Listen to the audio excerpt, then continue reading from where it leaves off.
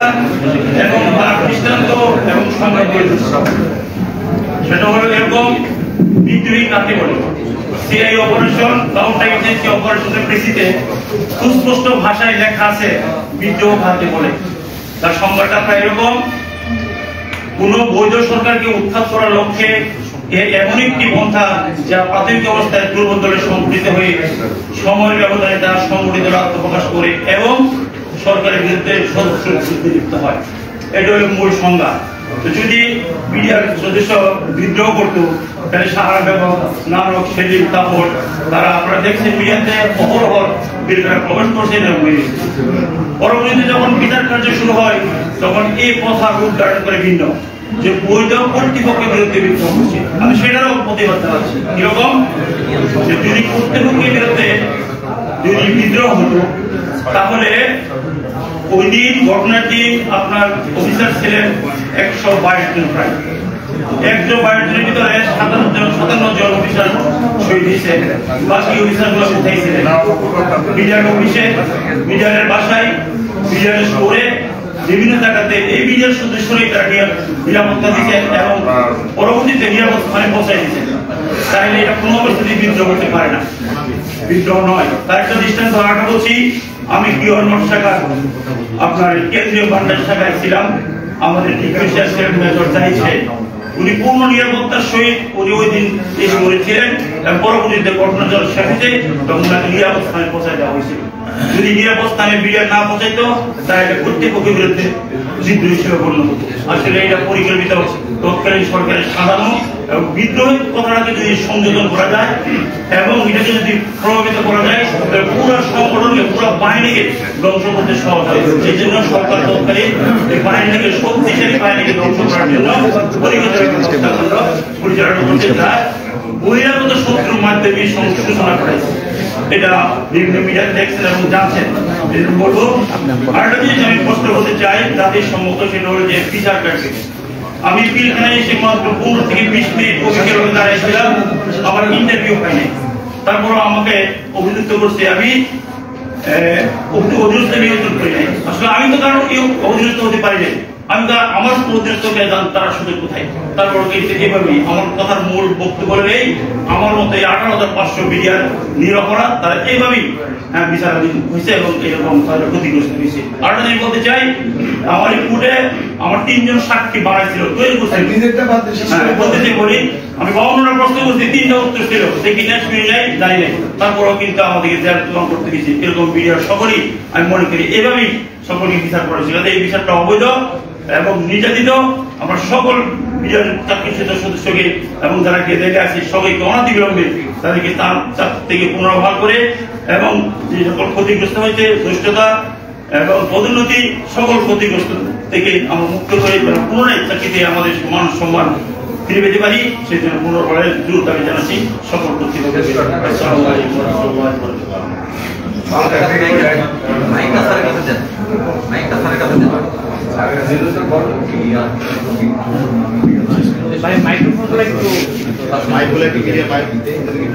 বয়া করেন, বয়া দেন, বয়া দেন, ভিডিও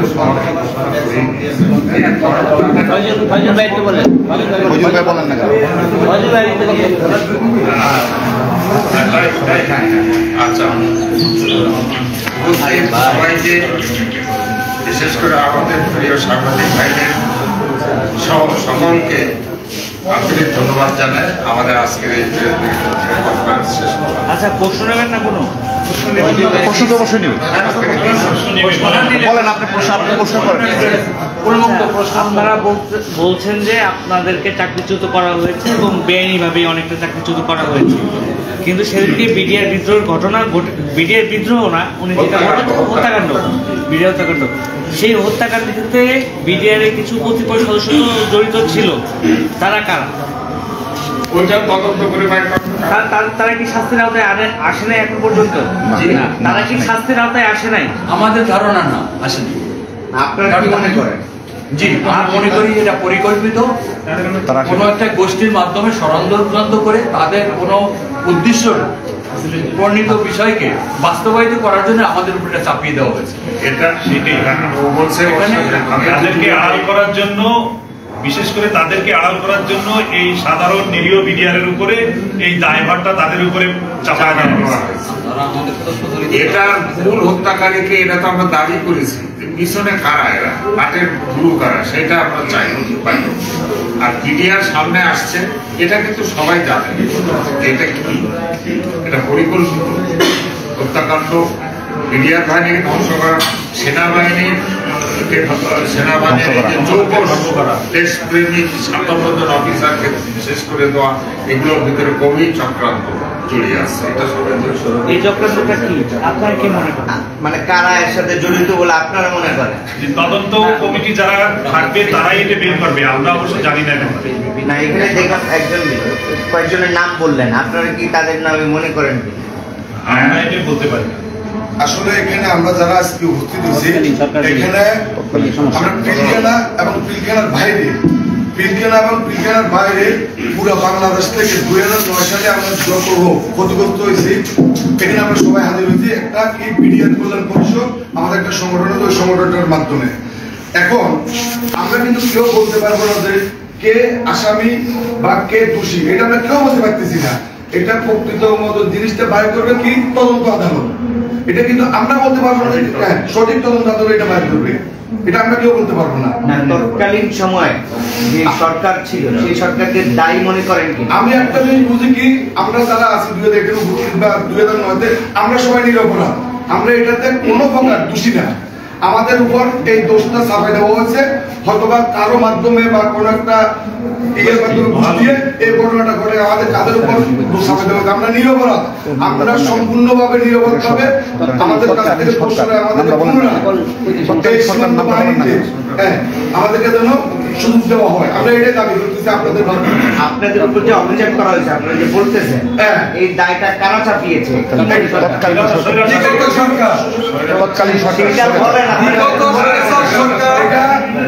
বাংলাদেশ রাইফেলসকে এবং বাংলাদেশ সেনাবাহিনীকে ধ্বংস করার উদ্দেশ্যে ভারতের প্ররোচনায় এই ঘটনা ঘটিয়েছে এবং প্রকৃত হত্যাকাণ্ড, এটা একটা পরিকল্পিত হত্যাকাণ্ড ভারতের রয়্যাল লোকের মাধ্যমে করেছে এবং তারা সুকৌশলে বিগত সরকারের আমলাদের সাহায্যে তারা পিলখানা থেকে পালিয়ে যেতে সক্ষম হয়েছে এবং পরবর্তীতে এই ঘটনাটা বাংলাদেশ রাইফেলসের উপরে চাপায়া দেওয়া হয়েছে এবং আমাদেরকে বিদ্রোহের নামে আখ্যায়িত করে আমাদের বিচার করা হয়েছে। উনি বলতে চাইছে, বলেন। আমি বলছি, শোনেন, আমাদের যে এটা দিছি সার্বজনীন পয়েন্টগুলো দিছি, এর মধ্যে উল্লেখ আছে যে আমরা কি বললাম, যে উনি তো ব্যাখ্যা করে বললেন, এগুলো কিন্তু সবাই জানে, কিন্তু অঘোষিত অলিখিত সবাই জানে। এইটা 18 কোটি মানুষ কেন বিশ্ব জানে যে এই ঘটনাটা কারা ঘটিয়েছে, কিভাবে ঘটিয়েছে, তাদের এটা সবাই জানে। বিভিন্ন মিডিয়াতে আসছে এবং বিভিন্ন মিডিয়ায় সেই সময় আসছে, কিন্তু সেসব কিন্তু সব ধামা চাপা হয়ে গেছে। এখন আর আমরা ধামা চাপা পড়ার মতন অবস্থা নাই বলে আপনাদের সামনে আছে। এখন তো সংবাদ সম্মেলন করছেন, বিষয়টা পুরোপুরি খোলাসা করে বলেন, এর জন্য আমরা জিজ্ঞেস করছি। ঠিক আছে, আমরা তো ওই জন্যই বললাম যে আপনাদেরকে যে আমরা এখানে আমন্ত্রণ জানাইছি, এটার উদ্দেশ্য একটাই যে আমরা ওই যে চাকরিচ্যুত কেন করা হয়েছে এটা সবাই জানে, আর আমরা সেটা থেকে পরিত্রাণ পেতে চাই, আমরা চাকরি ফিরে পেতে চাই। আর যে কাহিনীর কারণে এই আমাদের করুণ অবস্থা হয়েছে, এটাও কিন্তু আপনারা সবাই জানেন। না, সবাই জানে না, এটা আপনারা সবাই জানেন, কারণ সাংবাদিক আপনারা জানবেন না, আপনারা সবাই জানেন। আপনি যেহেতু বলছেন, আমরা সবাই জানলেও আপনি যদি সংবাদ সম্মেলন করছেন, জাতি সবাইকে জানেন। স্যার, আপনি বলেন তৎকালীন ফ্যাসিস্ট সরকার এটার সাথে এটা আমার আমি বলি, আমি মাইক্রোফোন গুলো দেন, মাইক্রোফোন গুলো দেন।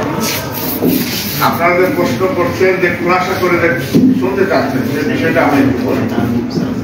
2009 সালের 25শে ফেব্রুয়ারি যে পিলখানাতে ঘটনাটা ঘটেছে, সেটা কিন্তু সারা পৃথিবী লাইভ দেখেছে, বিভিন্ন ইলেকট্রনিক চ্যানেলে লাইভ দেখানো হয়েছে। সেগুলো আপনারা সেখান থেকে যখন সরকার তদন্ত করবে নিশ্চয়ই সেইখান থেকে সব তথ্যগুলো পেয়ে যাবেন সঠিক তথ্য উদ্ঘাটিত হবে।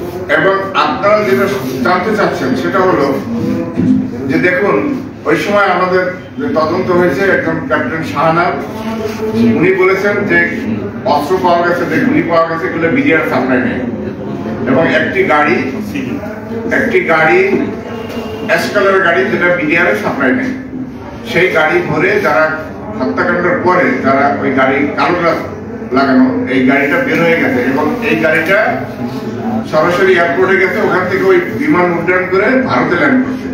এটা আপনার সেখানে সাংবাদিকরা বলছেন। এবং আপনারা জানেন যে মনির সাহা এই ঘটনার পরে উনি লাইভ করেছেন এবং সে ব্যাপারে উনি কিন্তু পরবর্তীতে ওনাকে আর খুঁজে পাওয়া যাবে বহুদিন। এবং আপনারা জানেন সাগররুনি হত্যাকাণ্ড ঘটেছে, উনি কিন্তু এই বিডিআর ঘটনাটা জানতেন।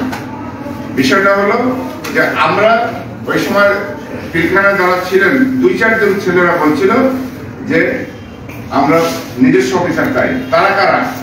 তাদেরকে কিছু খুঁজে পাওয়া যাচ্ছে না, তারা তাদেরই লোক, এইগুলা বলা হয়েছে। আসলে বিষয়টা হলো যে এগুলো একটা পরিকল্পিত হত্যাকাণ্ড যেটা আপনারা শুনছেন, এবং আমরা মনে করতেছি এবং দীর্ঘ 16 বছর ধরে আমরা যা জানছি, আমরা বিডিআর সাথে কথা বলে যে বিডিআর এর সাথে সম্পৃক্ত নয়, এটা পরিকল্পিত হত্যাকাণ্ড। এবং তখন একটা ফ্যাসিস্ট সরকার তাদের নীল নকশা বাস্তবায়নের উদ্দেশ্যে দীর্ঘমেয়াদী ক্ষমতা থাকার জন্য আরেকটা বিডিআর বাহিনীকে আরেকটা রক্ষী বাহিনী তৈরি করার নীল নকশা ছিল তাদের ভিতরে। আচ্ছা, একটা শেষ প্রশ্ন করতে চাই। ওই সময়টাতে বিডিআর বিদ্রোহে এই ঘটনার সময়টাতে 25শে ফেব্রুয়ারিতে যখন মিডিয়ার সামনে বিডিআর সদস্যদের পক্ষ থেকে কেউ কথা বলতে আসছিলেন, তখন সম্ভবত উনি লেন্স নায়ক হবে, তৌহিদ নাম, উনি বারবার কথা বলছিলেন মিডিয়ার সাথে। ওনার ভূমিকাটা কি ছিল এবং সেই সময়টাতে সেনাবাহিনীর ভূমিকাটা কি ছিল? জি, আসলে ওই সময় যারা কথা বলছে মিডিয়ার সামনে তাদেরকে খুঁজে পাওয়া যাচ্ছে না, তারা বিডিআর নাই। উনি কোথায়?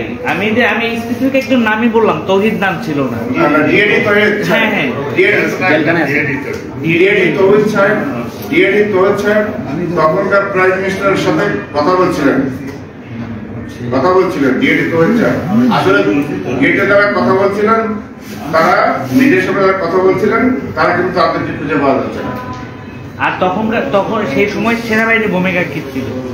সেনাবাহিনীর ভূমিকাটা তো সেটা আমরা সেনাবাহিনীর ভূমিকাটা কি ছিল, রাষ্ট্র কি করছে, সেনাবাহিনীর প্রধান কি করছে, সেটা তারা বলতে পারবে। আমরা এটা একটা অত্যন্ত জটিল প্রশ্ন, এই প্রশ্নের উত্তর দেবে সরকার।